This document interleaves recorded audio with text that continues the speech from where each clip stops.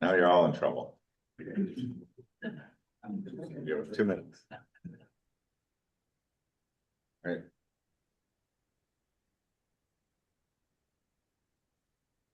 Oh. What?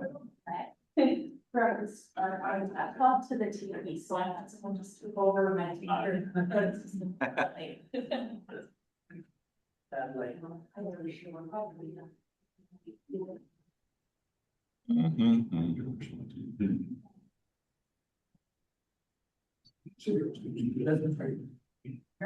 It sounds like it. Yeah, better enough.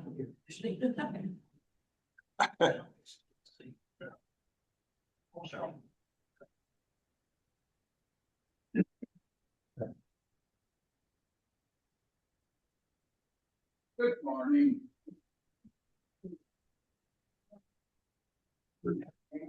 Yeah.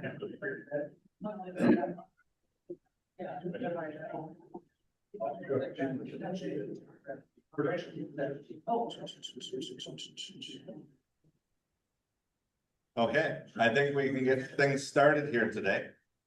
So welcome, everybody. For anyone in this more intimate group that does not know me, I'm Glenn Hall. I am chair of the Economic Development Committee. So you'll get to hear me for about 3 minutes and then you get to hear Belinda for about 45.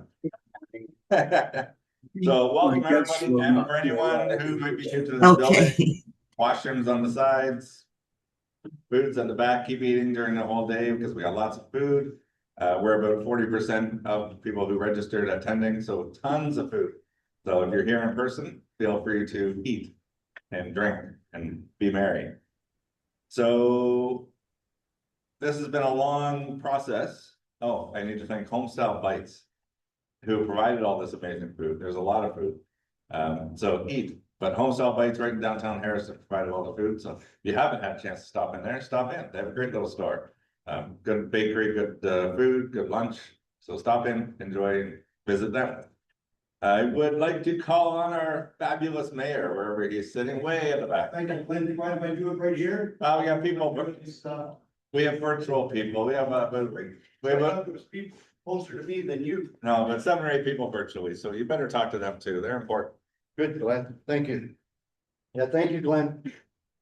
On behalf of our council and staff, I'd like to welcome everyone. Thank you very much for coming out in this inclement weather. I heard our public works guys out at 4 o'clock this morning. I understand our roads are much better than Perth.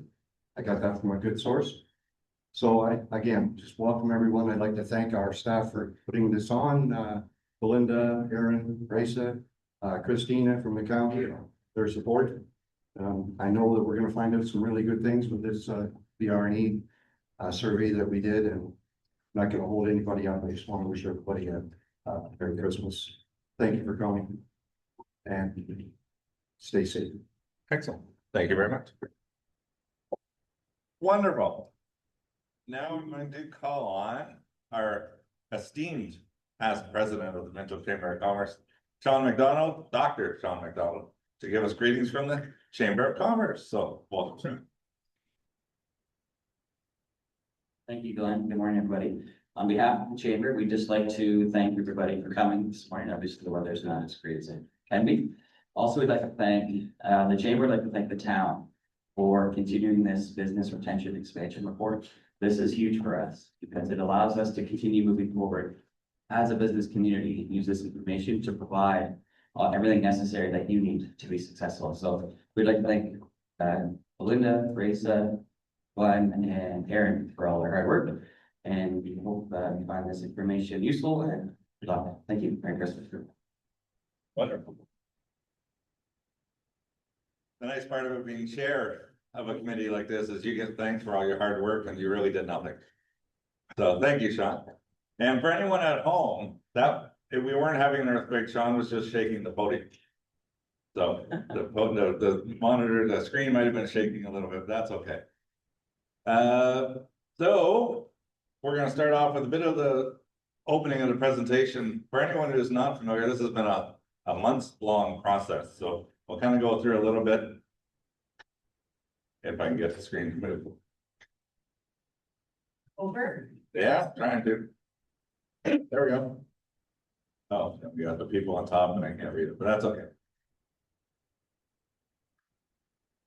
There we go. We'll just move people around. All right, so this is a partnership between the Town of Minto and Minto Chamber of Commerce. We partnered together way back in 2007 for the first BRNE in Minto, which got everyone understanding how important it is to actually talk to the business community, what's happening, where we're going, what's happening in the future for growth. And it's valuable information. A lot of times we need data and everyone thinks we know where we're going until you get talking to businesses and you might be able to shift exactly where you thought. It's not always exactly when you go in what you think it's going to be. So the series of questions, and it takes a lot of work to put this together. We've updated the project several times. In 2024, Town of Minto undertook the upgrades to the corporate plan, the economic and community development plan, and the cultural plan all happened in 2024. So then in the 2025 year, the BRNE needed some updates, and we went through an entire process. And okay, I'm the royal we, because Belinda, Raisa, and Aaron did all the work, and they interviewed. You'll see here in a second how many businesses. Here's a rundown. June it started. The Economic Development Committee, which I'll recognize here in a minute, is filled with a number of brilliant people that I get to chair, lead them through discussions, and Belinda leads us through everything, and I just kind of carry on. But the group is fantastic, super informative. The group was brought forward and actually put together the interview questions. We got to review what they were, what the first examples were from the province, I guess, and what Belinda had put together. And the biggest advantage of this program is you go out, talk to people, you get real information that you can actually then make decisions on how do we shape economic development future and the Town of Minto future around what businesses need. So economic development staff conducted one-on-one interviews for July and August. So if you participated and were interviewed, thank you very much. That's really the core of what makes this program work. You can see on one side, it talks about keeping businesses happy and healthy, identifies red flags early. This is one thing that I think many people don't really understand with a program like this, or even all the work that the town and the economic development department do on a regular basis, is being able to be in touch with businesses to start to realize and hear from them, wait, we're having problems. There's lots of times the Economic Development Committee can either direct them to different places, whether it's funding they needed or support or advice, financing, or it's just need to connect them with some other suppliers or someone new that they can get in touch with. And the town actually plays a vital part in that. And I think a lot of people underestimate how much value that is throughout all the process. The BRNE is a great one because a lot of times they either go into a business or they do a virtual survey, but the survey was quite lengthy. So the time committed by business owners and by the staff, obviously, is very valuable. September and October, our committee met and reviewed all the data and prepared plans to prioritize what should be focused on. The committee did a cool new voting process on our phones. It was kind of neat. First time I'd done that one, where we actually had everybody in the same room, but we had all the options up of, hey, there's 15 items that could be action items on this topic or item that came up. You'll see some were highlighted today that Linda will get into, but our committee actually was voting for what the priorities should be. So based on all our knowledge and work with the business communities ourselves and all our different perspectives, everyone helped shape where the priorities would be that then would drive forward economic development in Minto for the next few years. And then we're talking about September, October, and then here in November, we're here today. So that's the next step. The BRNE report was created and presented to the business community on a stormy morning in late November. And then beyond that, we move on to the action items that will be implemented, which I'll hand this all over to Belinda shortly, and she'll get into all the fun details of what actually is happening, where we're trying to go, and where we're heading. I did want to recognize the development team, the leadership team. If you are here, there's a lot. I don't think I'm going to name everybody, but yes. You want me to name everybody? Woo. Okay. Stretch out. All right. The BRNE leadership team, BRNE leadership team. If you're here, just give a wave or give a quick stand and feel free to sit down. Amy Heimiller is over there, realtor. And then obviously you have Belinda. Everyone knows Belinda. Brian Curry from HSM PharmaSave, not here today. Cameron Green from Whiteman Telecom. Charlene Hoffbauer. Christina Mann from the county. Crystal Ellis Back here, yeah, from Rural Business Advisor for the Ministry of Rural Affairs. Erin Raptis from Town of Minto. Erin's not here this morning, she's sick. Oh, she lives in Guelph. Oh, that's a bit of a journey. Councillor Gunson. Past Mayor George Bridge, now called resident. So he's not here today. Myself. Treasurer Lord Duff. Jamie Doherty, I know who is on virtually here from Saugeen Economic Development. Councillor Dirksen. Back in the corner. Catherine Noble from the Wellington Federation of Agriculture. Probably has kids staying home today, probably didn't make it in. Christelle Maines is on virtually as well from the Business Center at Guelph, Wellington. So thank you, Christelle. Mary Lou Caldwell, ex-councillor and very involved business person and now called resident. I do like that. Mike Hallam, Vice President of TG Minto, is very involved with us as well. Raisa Abraham, who basically runs the chamber, launch it and kind of as the face of a lot of that stuff.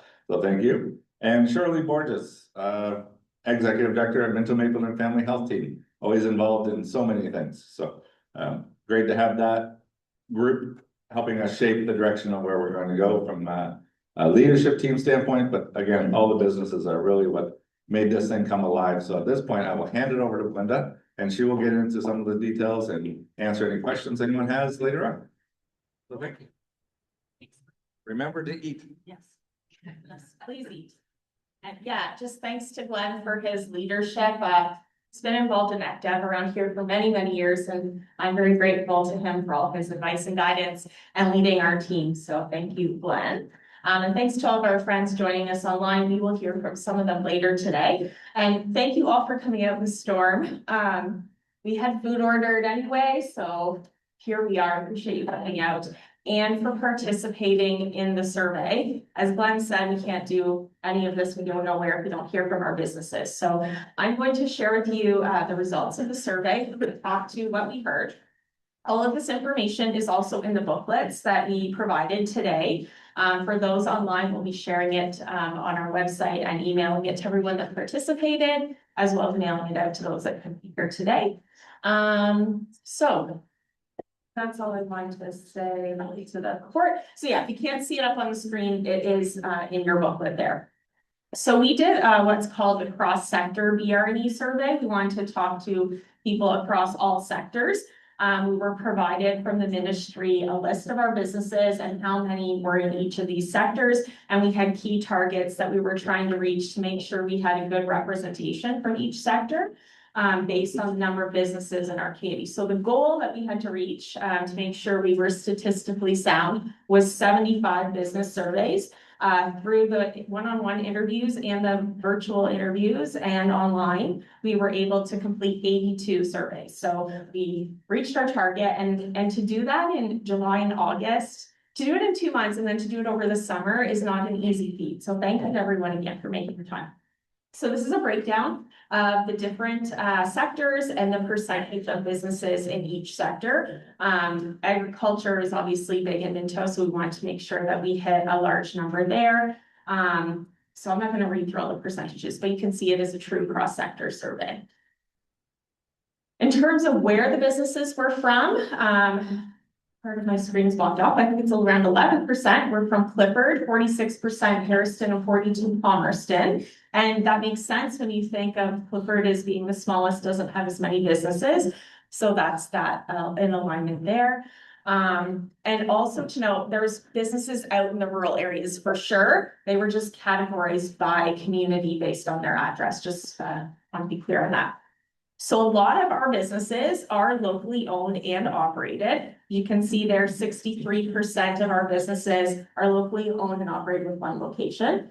And 96% of those that we surveyed have at least one owner that's involved in the day-to-day operations, which is just showcasing that people are very, not just engaged in their business, but engaged in the community. And 74 of the businesses have at least one owner who is a resident of the community, which I think is also a pretty high statistic there. Just going to our folks online at the phone here. There we go. So again, a lot of our businesses have been in business for a long time here. 71% have been in business for over 10 years. And 62% of the current owners have been in operation for over 10 years. So a lot of longtime business owners here. And as you can see, in terms of years of operation, where the percentages are, that 11 to 25 is the highest, and then over 35, 20 businesses. So we have a lot of long-term business. Okay, in terms of business planning, 51% of the businesses we talked to do not have a business plan. So that was maybe a bit of a red flag, but also they seem to be doing okay considering they don't have a business plan. And of those that do, 49% did. 60% of those have updated those within the last 3 years. So they are at least keeping them updated. Employees, we know this already, but many of our employees are small, or many of our employers are small businesses. They don't employ a lot of people, but it's also kind of a good thing that we're spread out. When bad things happen, like the COVID and the recession in 2008, it doesn't seem to take us all down because we're spread out across sectors. We have several major employers who are key to the community, but really Minto is based on our small business community. In terms of the markets, 37% of participants said that their markets were local, so they serve the local community, and 33% said that they were more regional based. We have a few national and 4 serving international markets. In equity groups, most of our business owners do not identify as part of an equity seeking group, but those how they broke down are on the side there. So we do have a number of women-owned businesses, and definitely a variety of other business owners there too. In terms of overall impression of the community, this is a really good number. 84 of the businesses surveyed rated Minto as a good or excellent place to do business, which we're happy to see. And 22% noted a positive change in their attitude in the past 3 years, which is good. 10% did note a negative change. And why they suggested they had a negative change in attitude was related to competition online, development costs, and lack of local support in terms of people shopping locally. The positive comments were related to growth of the community, the grants that we have available, and community development efforts. And then the rest of the folks had no change in their attitudes. In terms of general factors of doing business in Minto, these are the top items that were rated as good to excellent. And move the folks on the line again. There we go. So quality of life here was rated really high, 85%. Support for the municipality, 82%. The highways and local roads were rated quite high here, above 70. Healthcare and internet access were all rated in the 70s. In terms of community services, our downtown revitalization communities, which is Clifford Connects, Harrison Rising, Aldor, Palmerston, rated as 74% as good to excellent, and the chamber rated as 72%. Many of the business owners, though, reported no contact with many of our community service providers, and they're actually online today. Despite years of working with these folks and communicating their services, people not knowing about that is a bit of a concern. So we want to make sure people are aware of the Small Business Center, the Workforce Planning Board, the Sabine Economic Development Corporation, all the other great partners who have resources to provide our business community. Government services, well, good thing snow removal rated really high, 82%, because our guys are out there working hard today. So I invite you to come for breakfast. If you see our public works folks joining us when they're done plowing, that's why they're here. We got lots of food. We want to thank them for their work. Fire services, always great, quite high, 80%. We're proud to get 76% in our department here. Parks and open spaces, 72, and libraries were rated 70. I'm sorry, I know this is a little lagged behind, so I'll maybe try and slow down, John, here. In terms of future plans, this was very interesting. Considering what's going on in the economy, we were a little surprised by the results here, but pleasantly surprised.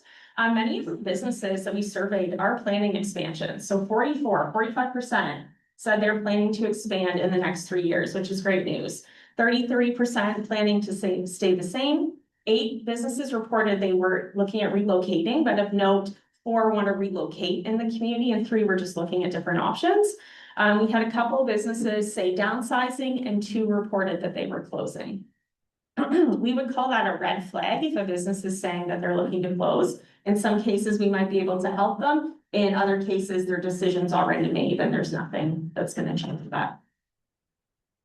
Business development. So like I said, businesses seem to be optimistic about growth potential in Minto, and they highlighted the need for continued innovation support, workforce development, and infrastructure improvements to sustain that momentum. 79% of business owners stated that their industry itself was stable or growing, so that's positive.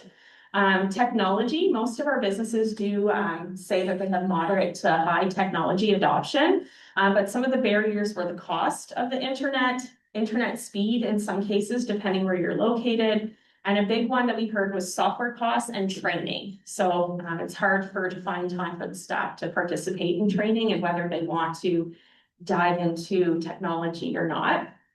And the other 54% said they had no barriers to the use of technology.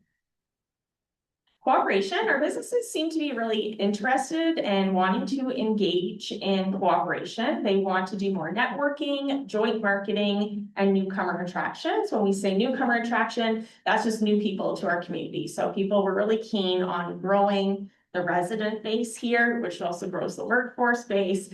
Keep growing, it means growth for all of our businesses. 71, in terms of facilities, 71% of our business community own their own facilities. Those that do rent did not see or anticipate any problems with renting, so that is a good sign. Several people, I should say, expressed interest in wanting to expand, but having a problem finding a location to expand into. We do have some vacant buildings, but unfortunately, they're not in a state of repair that people can move into, which is unfortunate, and we'll get to that later. But yeah, and there was just no place in some urban areas like Hairston. We're kind of limited on where we can grow. So we're running out of space for commercial industrial growth.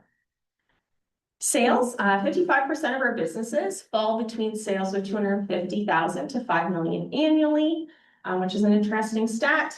46% expect their sales to grow, which is great, and 8.5% said they would expect a decline. So just some of the reasons why people said they expected their sales to grow were more business growing facilities, products and services, the growth of the community here. Let's let this catch up here. Let me follow along. So business expansion was the first one. More businesses are growing their facilities, products and services. Community growth, population increases are expected to boost the demand. Customer loyalty, so strong repeat customers were driving word of mouth sales. Market demand, businesses were well positioned for the rise in needs such as food, health, ag services, and housing. Marketing, so a lot of them are doing better promotion and mentoring are expected to increase their sales.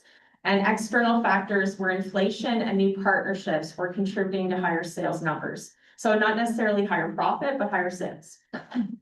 Under reasons for projected decline were, no surprise, economic pressures of inflation, high taxes, rising costs, reduced affordability, and consumer spending. Folks here. Housing limits, so the lack of housing and stalled growth restricting customer base expansion.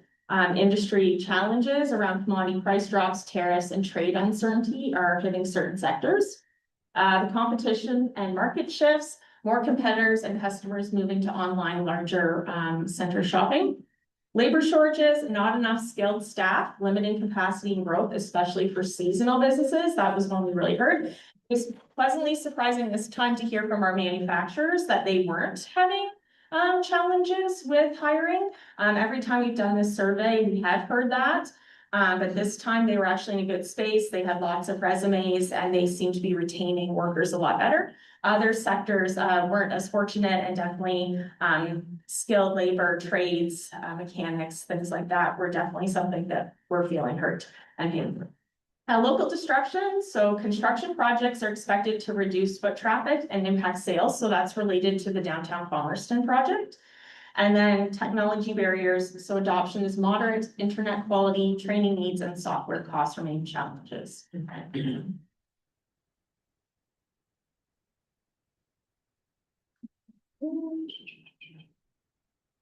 Okay, we're onto the workforce section of the survey. So workforce attraction and retention are viewed as critical priorities for sustaining business growth and development.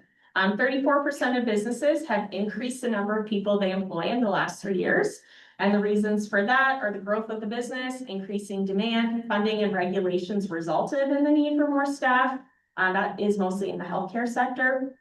And then recruitment success has allowed gaps to be filled. So they have been looking for a long time and haven't been able to fill those. They've existed, but now they've found people to fill them. Reasons for decreasing in hiring, which 11% said they decreased in the last 3 years, were weaker sales. They just couldn't find workers, so they stopped looking.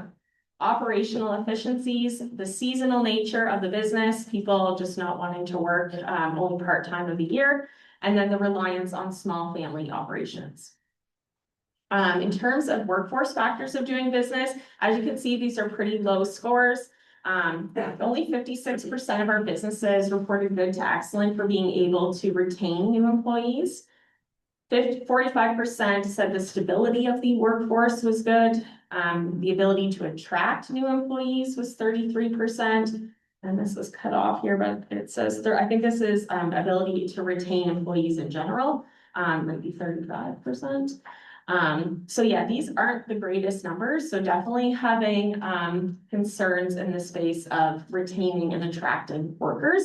And in some cases, people said this was related to the community, and in some cases, it was related to their sector.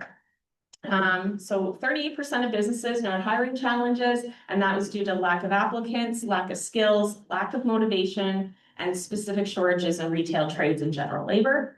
I'm not going to go through all that list of breakdown specifically, but you can see the percentages there. The top ways our businesses are recruiting people, 62% are word of mouth, so that continues to be a leading way that people are attracting workers. More people now are doing online postings, whether that's on Indeed or their websites, and then 37% were doing social media. And 77% of the businesses report they did not have trouble retaining employees. But businesses are struggling with retention, stated that it was related to seasonality, housing, for some reason, recreation and job hopping. Training, 67% of businesses use external training, and 74% report no barriers to getting training. Again, as I mentioned before, cost and the time to participate were their barriers.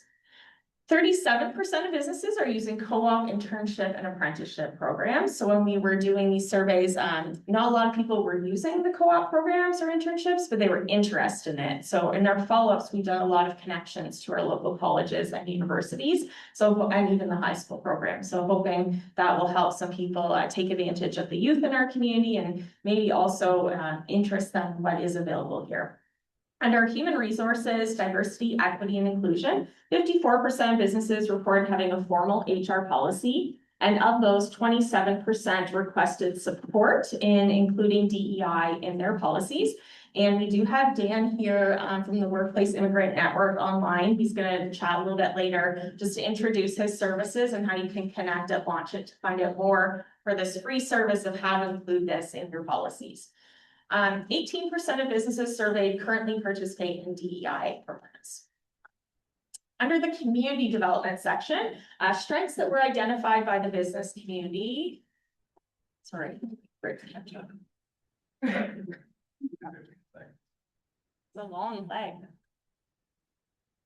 So under the strengths, supportive community and local government, location advantages. So a lot of people commented being close to like the GTA, relatively close to the GTA and Kitchener-Waterloo area and the beaches, like being very central, were an advantage. But on the flip side, they also said that that was a weakness. So it's, yeah. The small town character that Minto continues to have and recreation and quality of life were strengths. Weaknesses, the housing supply, we've heard this over and over, there's not enough housing.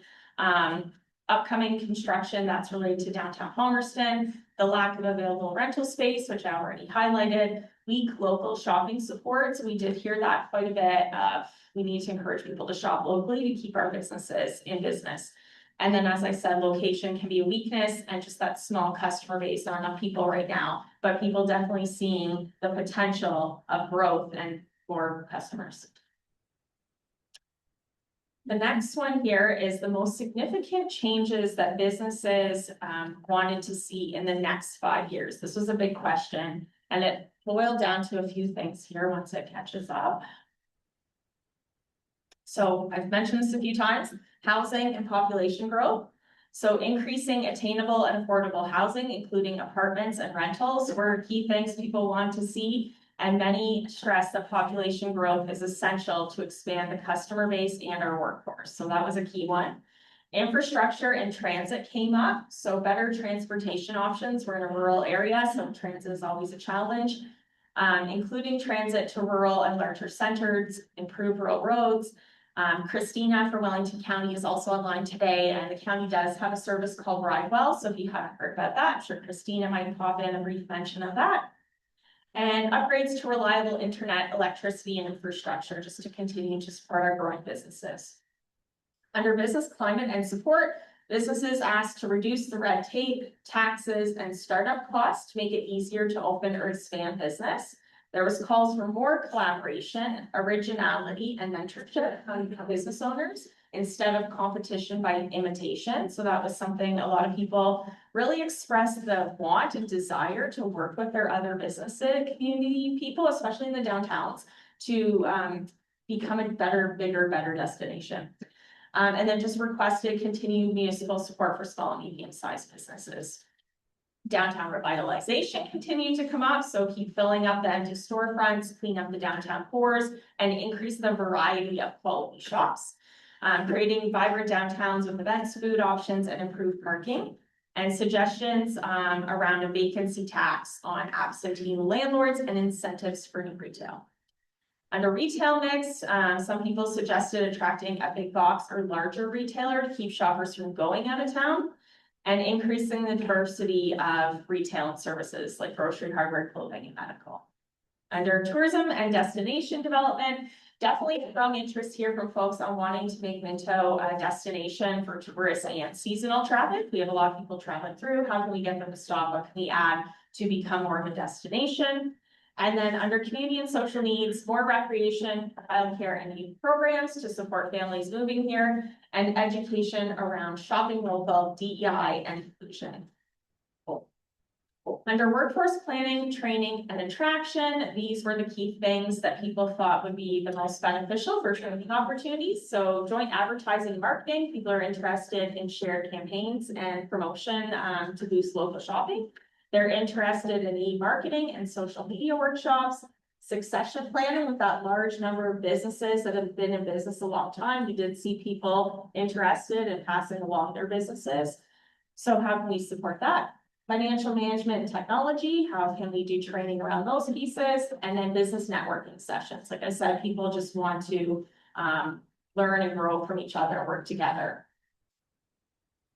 How can the town of Minto and the chambers support businesses? So this is what we heard. Many people are happy with the current efforts and said, keep doing what you're doing. Improvements could be made in these areas. So marketing, requests for more promotion, shop local campaigns, bulk advertising, and attending regional trade shows. Networking and training. So interest in stronger business after 5 events with guest speakers and indoor shows. Advocacy, a desire for support infrastructure, transit, highway access, and government incentives. And then practical support. Businesses want to be included in municipal tenders, and they like the continued support for Christmas promotions and community activities. We did have some questions related to tariffs, just because what's going on right now. Fortunately, I guess, most businesses report low exposure to the US market. So not a lot of them were dependent on trade from the US. Or on trade with the US, but they have definitely seen higher costs on imported goods. And some of the other impacts they noted were that they lost contracts, the lower commodity prices in the ag sector were noted a few times, cash flow issues, just hesitation in general due to uncertainty, and a little bit of loss in tourism. We're not a huge tourism destination, but someone did mention that. This is specific to our manufacturing sector survey.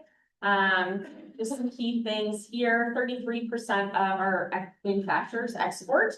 Most of them, well, I guess 1/3 of their exports 1/3 say their exports are 10 to 24% of their sales. 1/3 said 25 to 49, and 1/3 it's over 50%. And their key countries they export to are West and Central and South America.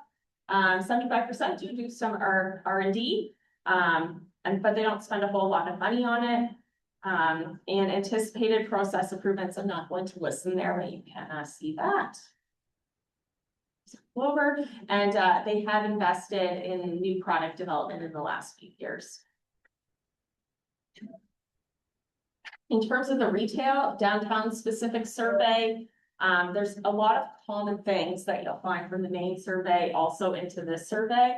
But they are 87% of businesses do advertise. The various ways they advertise, once this catches up. There we go. Social media, no surprise, to print, newspaper, flyers, website, word of mouth, and the items that they're looking for support on are listed there. And networking keeps coming up. The chamber does run a monthly or bi-monthly networking series. So definitely encourage people to come out and join those events if you're interested in that. People, like I said, they want to work together, they want to do joint marketing, they want to do co-op advertising, they want to work together on special events and retail coordination. 51% noted sign improvement and our loan grant programs. I will just note our CIP, our community improvement plan, was just approved at council last week. So we do have some new incentives, new programs, increased funding, and we're out of money for this year. But January, our new program will launch. So if anyone's looking to do improvements or expansions, please reach out. It's not just for the downtown businesses. Condition of the downtown area. So Paul and the TLC team does a great job, and the planters and everything downtown Public Works does a great job helping put up all that stuff for us too, as well in partnership with all the downtown groups. So 80 wasn't surprised when 81% said good to excellent rating there. Special event organization, we do a lot of those. So 77% rated good to excellent. Pedestrian environment was rated as 71%, signage 68, and street furniture 65. So people are pretty pleased with the condition of the business area in general. The strengths were public safety, signage, window displays, street furniture, and the plantings. And some of the weaknesses were around the highway signage. We're experiencing some graffiti and litter, more parking, and then we're starting to see a little bit of homelessness. And if anyone does see homelessness issues or someone that's experiencing homeless, please reach out to us. We do have people that we can connect you to help get those folks help in a variety of different areas, not just housing. So please reach out if you do see anyone experiencing homelessness. And the suggestions for improving the downtowns were, obviously, we're all frustrated with eyesore buildings and absentee landlords. Getting more restaurants and entertainment was something noted, more niche shops, and improved parking. So that was the overall summary. It's a lot to take in. You can digest it in your workbooks later. Thanks for listening to me. The key thing, though, coming out of all this stuff, once it catches up to me, is our action plan. What are we going to do with all this information? You'll be glad to know I'm not going to read you all the actions, but I'm going to highlight what we identified as the key priorities of the BRE. So number one, no surprise, workforce and resident attraction, retention, and training. Obviously, that's key. People said they need workers. We need more people living here to shop here and work here. So that was key. Number two was housing. Heard that over and over. We need more affordable, attainable housing. We need more housing going. And the good thing is, in the last, I think, 2 months, we have approved, I think, 3 new subdivisions in Minto. That's more than we've done in like years.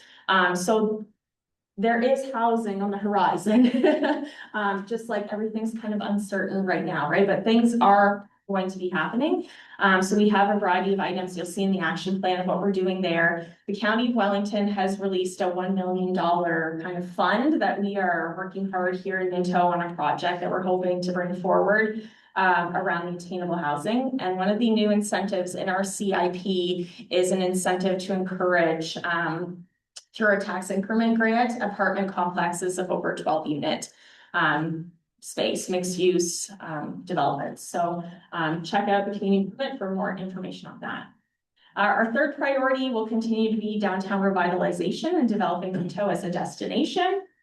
Priority number 4 is supporting entrepreneurship. We have a lot of items under both priority 3 and 4 in the plan. And I will note, Glenn said at the start that we had all those plans that we did in 2024.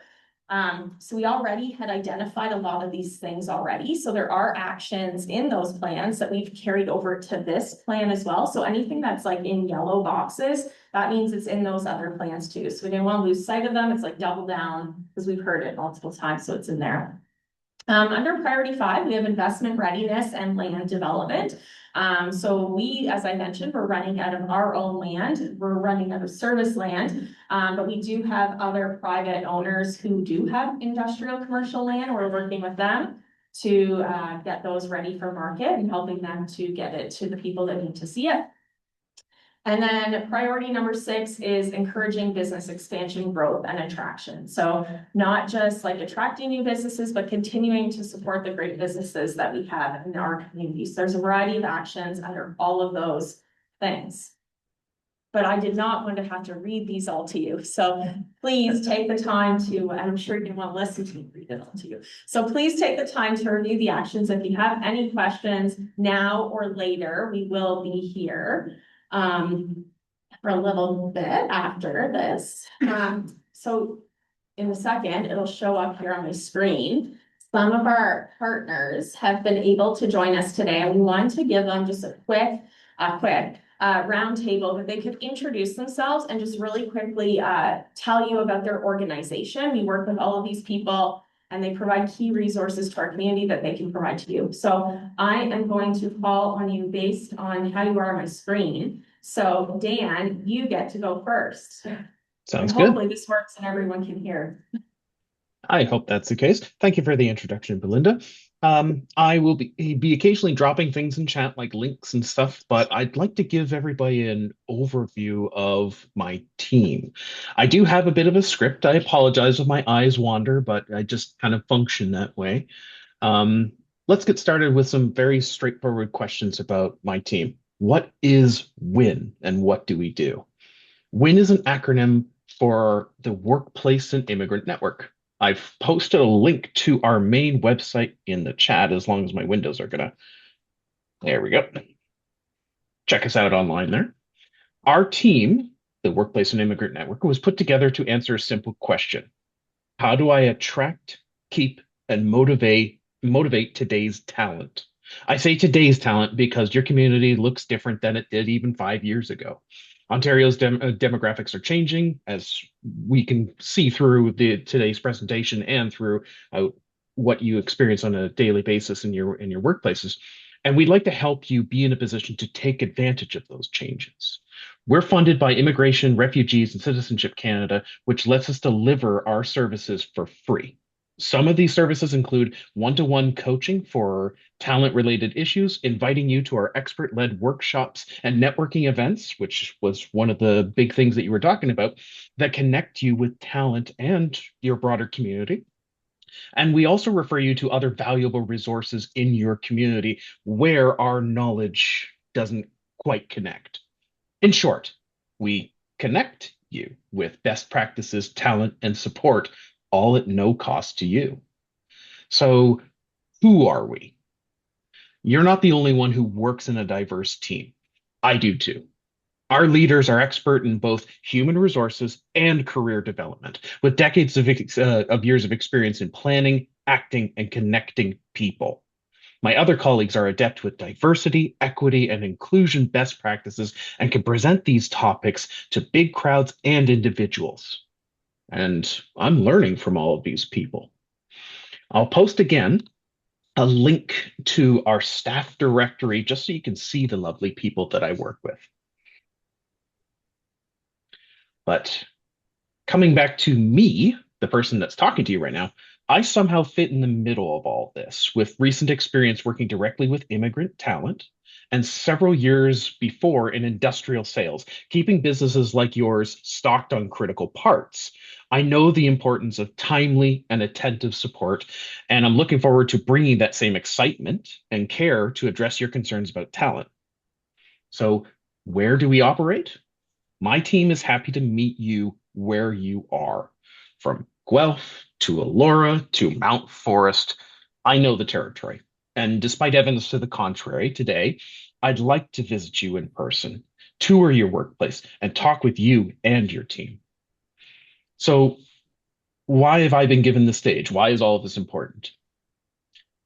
You're contending with hiring freezes, being overworked and understaffed, AI transformations, for better or worse, automation, tariffs, online competition, and other global pressures, changing demographics in your workforce.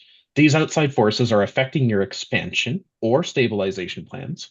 And I've learned throughout the years that trying to address such overwhelming issues on your own, it's a mistake. You need a dedicated team like ours, especially if you're already low on time and people. You've turned to our partners in the Town of Minto, Launch at Minto, and the Minto Chamber of Commerce to solve some of these issues, and we're ready to do our part as your business support network.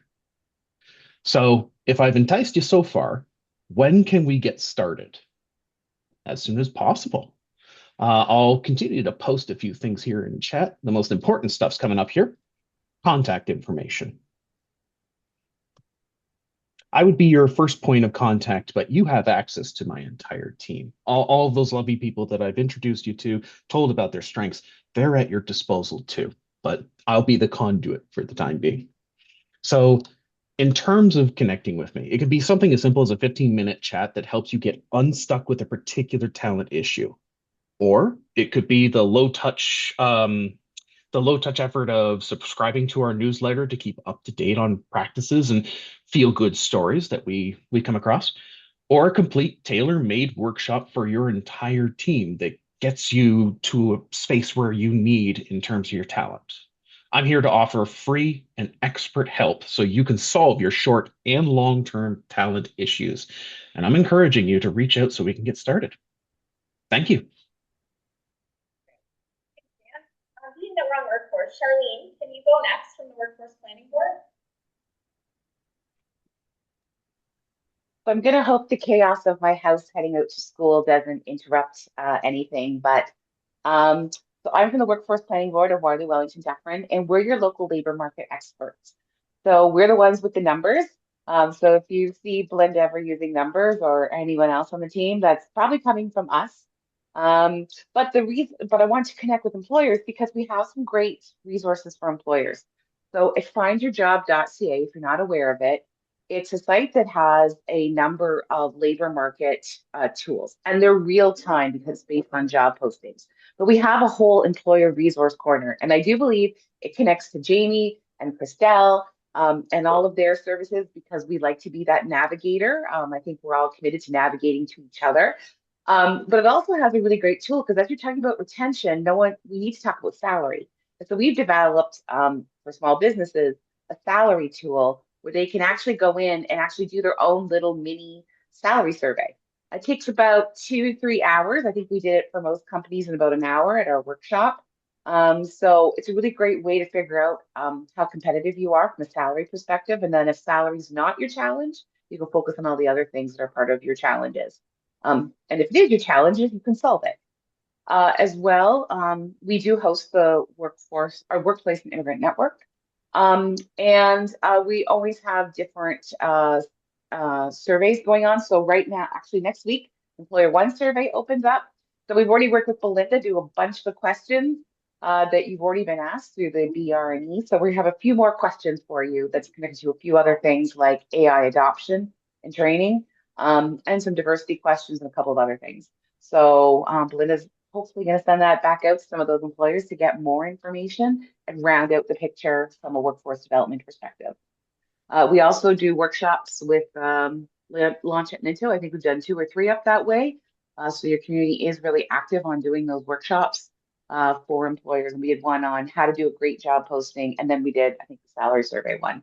So lots of opportunity. Please connect with us, whether it's through Belinda or someone else on the call. Or just dial us up direct. Dan already gave you our contact info. So we're here to support employers in any way possible with their data needs or their prospective needs.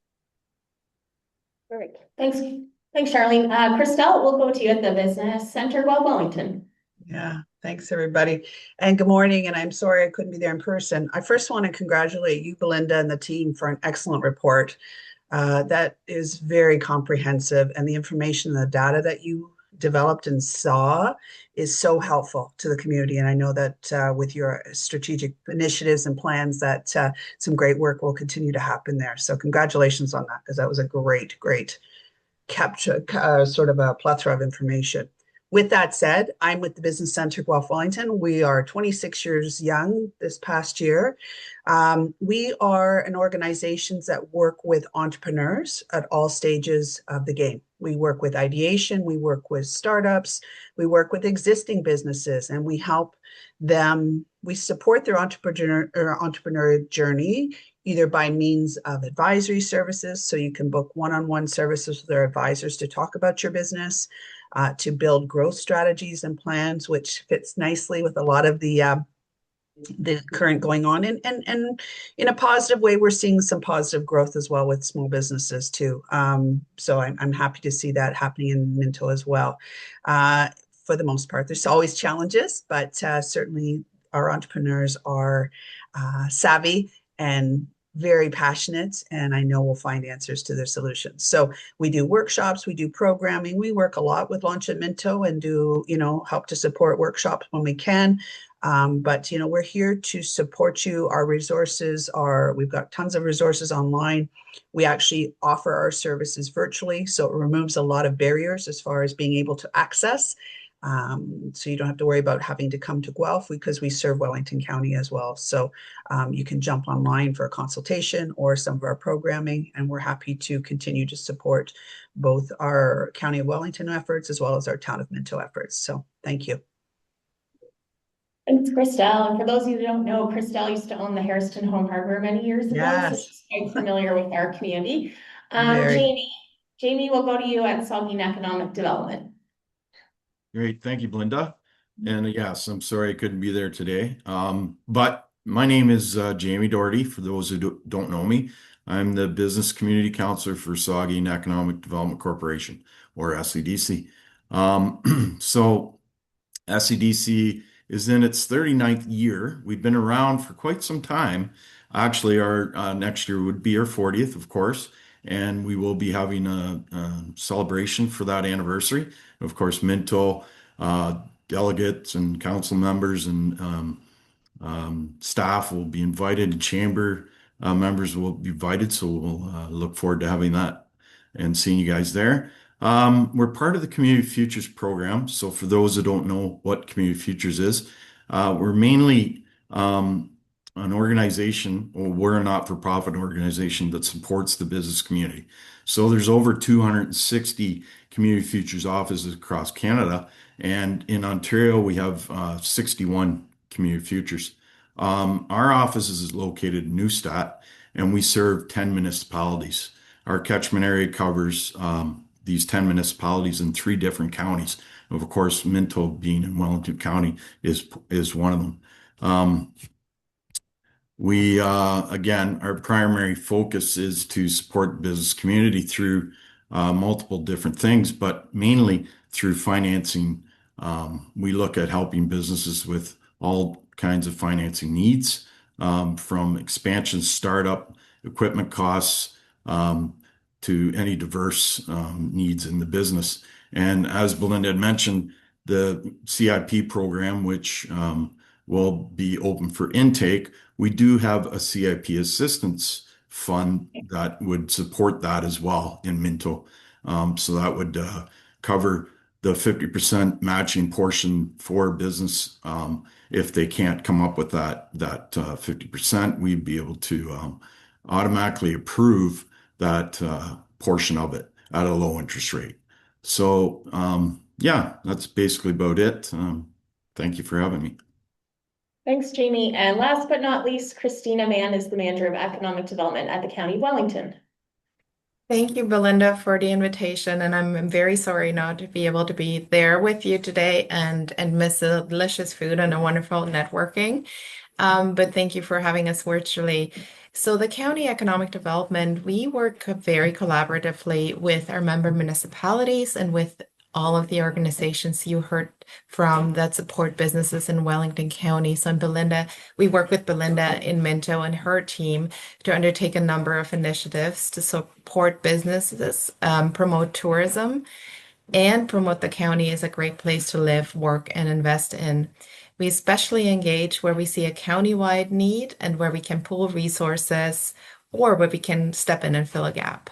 So rather than sort of talk about all the programming and everything we do, I thought I'd highlight three different areas that we work in that may be most relevant for the audience. Belinda and Jamie just mentioned the community improvement funding.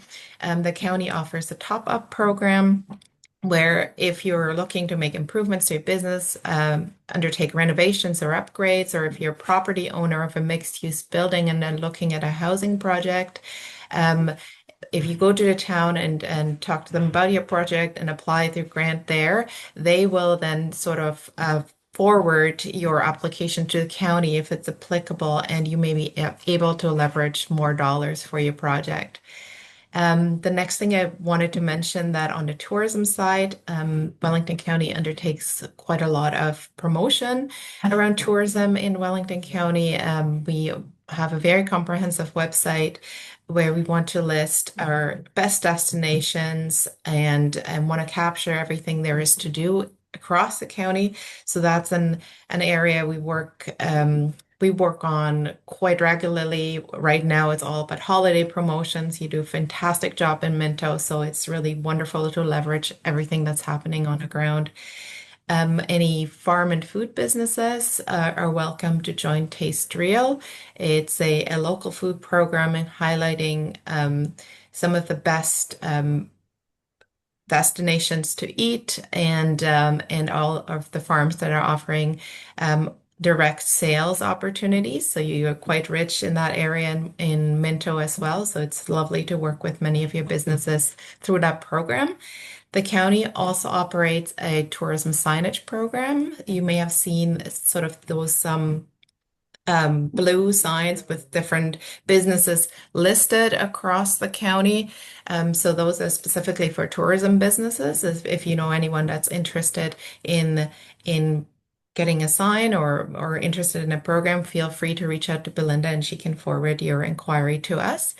And lastly, on the tourism side, we just launched this year for the first time a tourism experience development program, where we support businesses in their efforts to enhance or their tourism experience or start a new tourism experience, and we provided up to $3,000 in collaboration with Jamie's organization, Seguin Economic Development Corporation, to get those tourism experiences off the ground. So the grant intake for 2026 will be happening in the spring, so we'll make sure to communicate that out to everyone.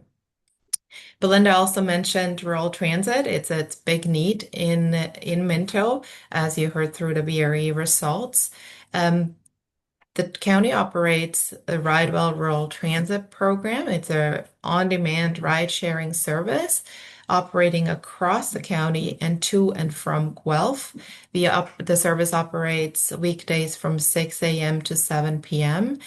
And what we found is traditionally, because there's a little bit less demand in the northern part of the county, the vehicles sort of tend to congregate in the areas where there's more demand, especially in central Wellington. Earlier this year, we did make a change to the service to make sure that we have a vehicle available to service rides in northern Wellington County. So hopefully that has helped with making more rides available and better access to the service. And we're monitoring that on an ongoing basis. Another project that we're currently undertaking is farm transition or farm succession planning. So over the next decade, we understand that approximately 1,000 Wellington County farms are anticipated to transition management or ownership change. And therefore, the county's developed a series of free resources for families going through the process, whether that be a traditional transition planning from family to family member or someone who's looking for a non-family farm transition. And part of this program, we have three different ways we help businesses with that. One is a series of workshops. So the first one actually was sold out and took place this week, but there are two workshops upcoming on January 20th and February 12th. So those are in-person workshops held at the Grandway Events Center in Elora. The next one is a Farmers Bridge online transition planning course. That's can be completed on your own time and is completely free. You just have to sign up through the county's website, and we'll make sure to send the access code and all the materials to you. And lastly, we have a printed guidebook available. If you're interested in any of those resources, please reach out to Belinda and she can forward your inquiry to us, and we'll make sure you receive information about that. Overall, the best way to stay in touch and learn more about what county economic development does is to check out the website. It's wellington.ca/business, and subscribe to our e-newsletters. There's a number of them, but I think the in-business newsletter is the most applicable. Is a really helpful collection of current business events, grants, funding opportunities, and anything that's coming up with our member organizations and partner organizations as well. Thank you so much for having me, and I'm happy to answer any questions. Perfect. Thanks, Christina. And thank you all for joining us virtually today. Sorry you couldn't enjoy the breakfast. I did want to point out Crystal. So Crystal's our Ministry of Rural Affairs rep, and she was a huge part of helping us, especially on the data side of this project. So I just wanted to give a special shout out. Do you have anything you want to say from the Ministry of Rural Affairs? Sure.